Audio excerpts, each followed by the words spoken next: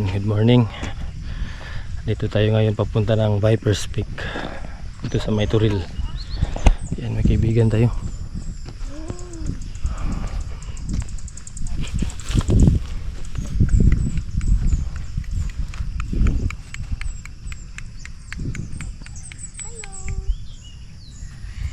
Papunta kami ngayon ng isang spot dito sa Turil, Viper's Peak. Isang popular na hiking trail dito. Ayan. So kasama ko sila misis at yung anak ko. Ayan. So time check ngayon alas 6. Maaga kaming umalis ng bahay. Check natin. Ayan ako. Hi. Hi. Time check alas 6 ang umaga.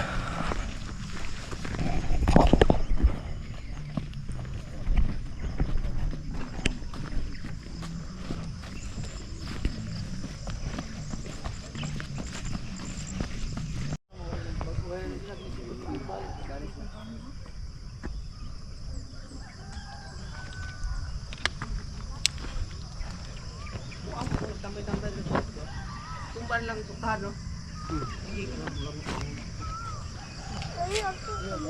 Ito na, tigat ito. Sandun kami doon sa kabilang bundok pa.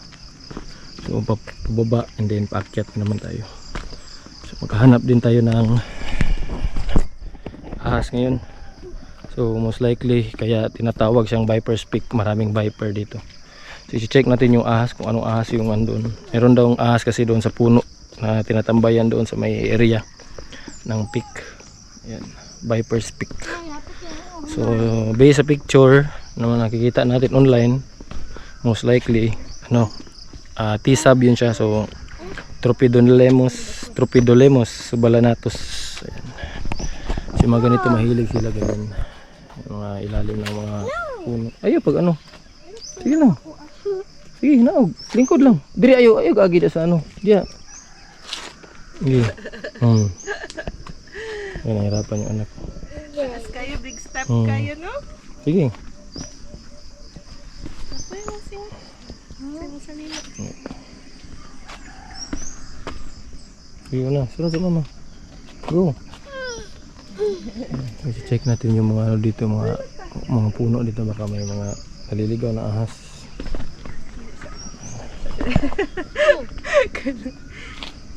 Yan na ha, baka lang ha. Hey, out. Okay. Kung na magsunod ha, palagi Madaplin lang. Madaplin lang. So yan, so napakahirap dito kapag walang hagdan. Kailangan mo ng kung walang simento, kailangan ng mga technical expertise dito sa pag-akyat. So, medyo mahirap. Yan, ganda. Maabsan mga pagya sila. Ganda dito. Marami pong mga native trees. Ganda. Konting awareness tayo mamaya doon. Kami na tayong mga nakikita na buhay ilang ngayon. May nakita kaming kukal kanina. Yan, ganda. Yan ako. So may kukal dyan. Kita kong ganda. Magpili man ganda ng puno. Hindi ko alam kung anong puno ito, parang pili. Ganda.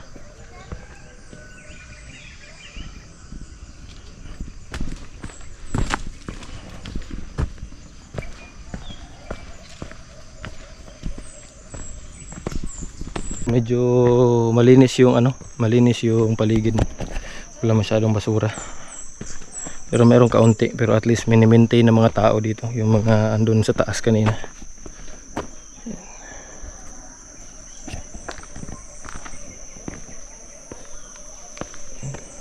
Sana may makita tayo na wildlife.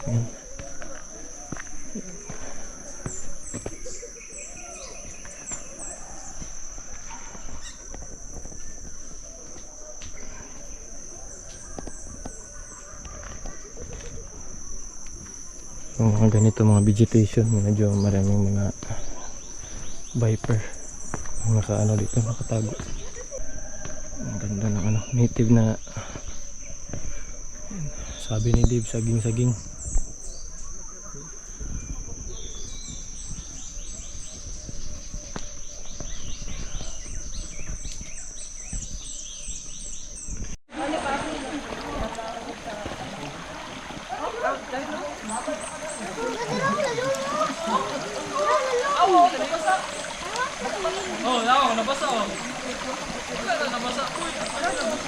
Ang gato ng punuan.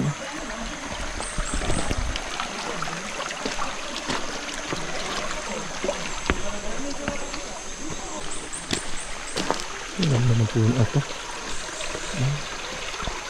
Ito yung bulak-bulak niya.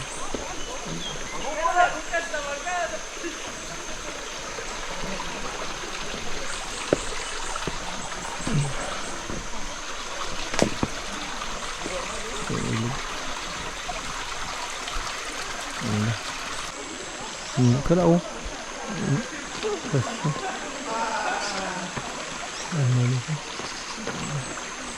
lawaan.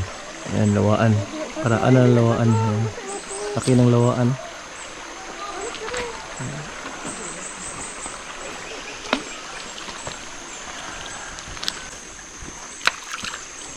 Ayan. Ayan. Balik tayo sa trail. Akit tayo.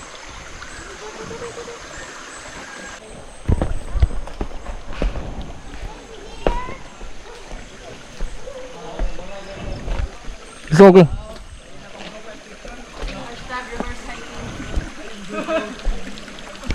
Yan, so doon ka tayo galing yun. Taas. Pababa sa ilog. Then, akyat na naman ulit. Paahon.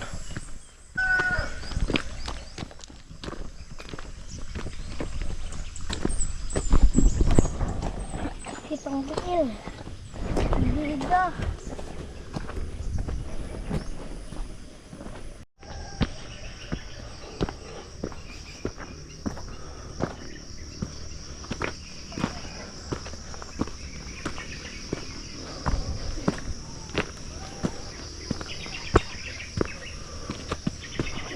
Paahon lahat. Ayan tayo. Yan, sanduhan ka tayo galing. Time check. Gaano ba kabilis yung pacing natin?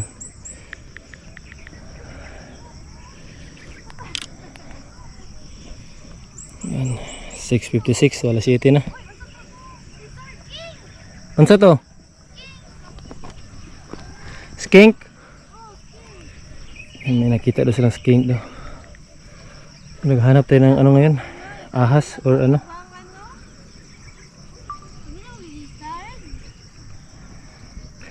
Ahas or anything na wildlife.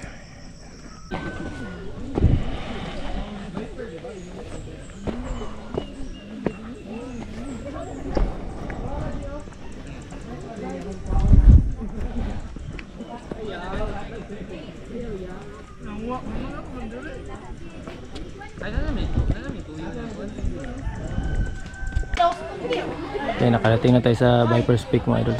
Ang daming tao.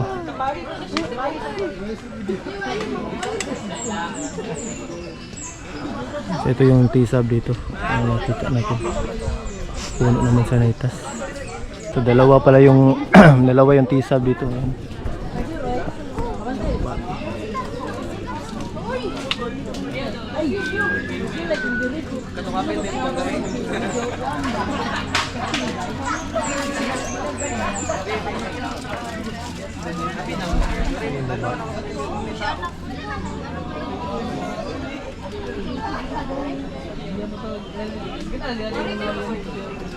Yung isa nocturnal yan sila mga idol.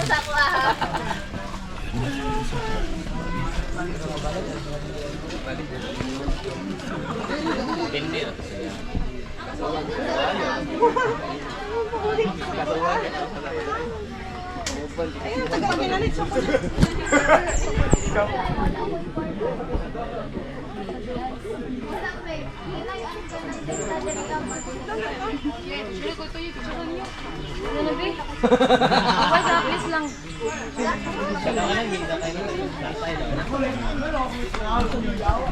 Same sila, babae lahat.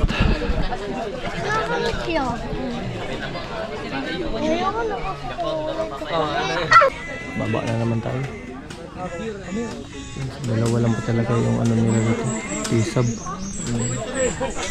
Puros babae.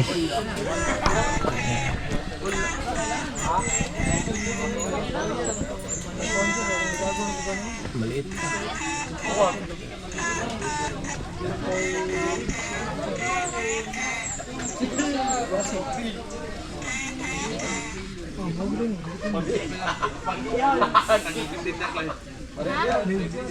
Bitin?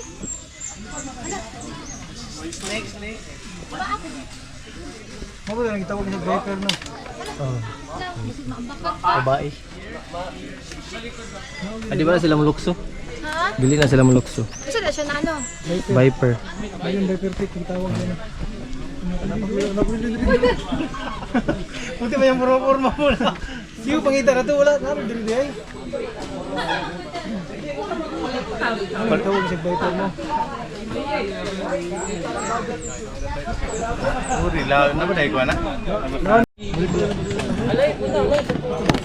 Tatlo pala.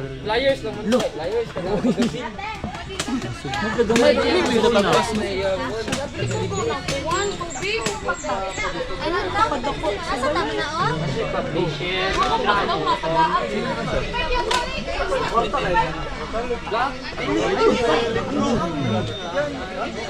Tulog ba aron?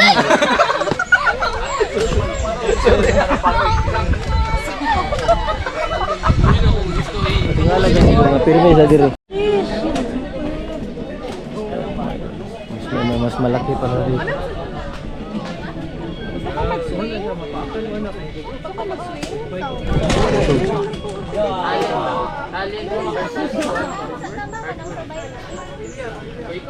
Saan mo kamera ya? Yan, so pauwi na kami. Yan. May nakita tayo na pit viper pero most likely inaalagaan na pala yun. Hindi na siya wild. Wild pa rin consider pero hindi na siya ano. Yan. So yung viper most likely inaalagaan na din pala yun siya. So pinapakain ganun. Hindi na siya talagang totally na wild, so parang inaalagaan nila, pinapakain. So yun, nilalagay nila, tapos pag gabi daw ano, tinatago nila ulit, kinikip nila. So parang tourist attraction na lang din nila, pero at least okay yun, at least inaalagaan nila. So kaya tinatawag siyang Viper's Peak. So most likely talagang yung ano area na to dito talagang maraming ano dito viper pa kasi wildlife. So mataas yung elevation. So king cobra, viper, ganyan yung marami dito. Ayan, ganda dito mga idol. So Davao City life is here. Ayan, so meron kami nakita kanina na tausi. Yung itim na hornbill dyan, papunta siya dyan. So yun yung anak ko. So hanggang dito na lang yung vlog natin mga idol. Maraming salamat.